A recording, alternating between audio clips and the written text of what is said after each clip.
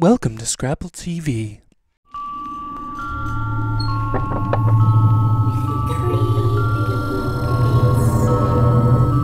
Hi, welcome to Creepy Basement. I'm Joe Pincushion, and this week we have Alexis Jeffcoat from Laurel Hill Cemetery. Welcome to my creepy basement. Welcome. I'm glad to be here. This is actually not so creepy for me. No, you're very I feel at home. It's homey, isn't Yeah, it is. Very comfortable, like a tomb. Let's talk about the history of the cemetery, because there's a really interesting story behind it. 1836 is when we were founded, but before that, Philadelphia was full of people and full of dead people. Some people might call it Corpse Adelphia. Possibly. If you went to an old churchyard in Philadelphia, the stench probably would have knocked you over. Really? So, yeah. It smelled worse than it does right now? I know, people, we're spoiled. We got it good. So what do they do with all this, the excess dead people? Well, they just buried them and reburied them. If you were super wealthy, you had your own farm, so you probably got buried there. But when Laurel Hill opened, it was way out in the country, and it was 78 acres, which was huge. And this idea that cemeteries could be parks and places for the living and for the dead, so that was pretty... Yeah, you say it's for the living and the dead. Now, why is it also for the living? I mean, Victorians didn't really mind being around the dead. They would come, they'd picnic, they'd bring flowers from home. It was where you promenaded, you might meet your future husband, like it was... Your future husband at a cemetery? Yeah, there's lots of love stories of people who met walking around the cemetery, visiting grandma and, you know, catching someone's eye. You said that there were even like tables and chairs in some of the areas. Yeah, underground vaults are actually pretty huge. We have a few that if you could get a car underground, you could drive a car through them.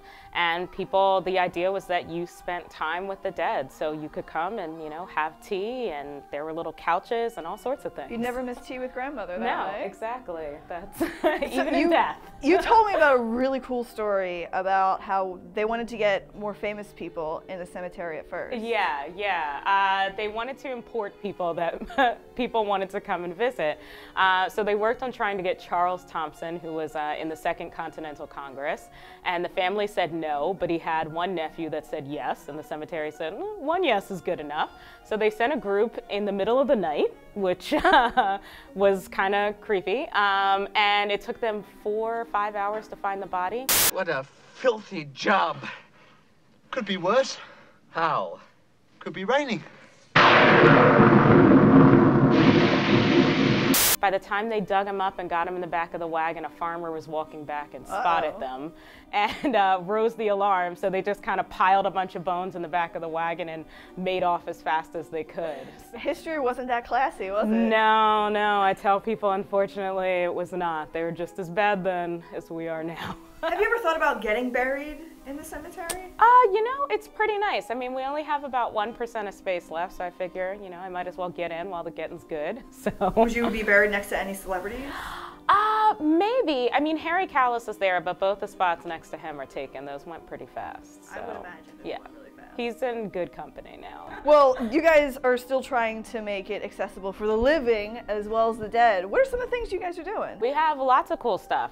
We have a concert coming up with the Bailey Hounds on June 7th. Okay, wait. A concert in a cemetery? In a cemetery. Are people going to be allowed to dance on graves? You can BYOB. The dead, they like company. Okay. So you just come and hang out. We have a movie night on Friday the 13th, which if there's any time to see a movie in the cemetery, it's Friday the 13th.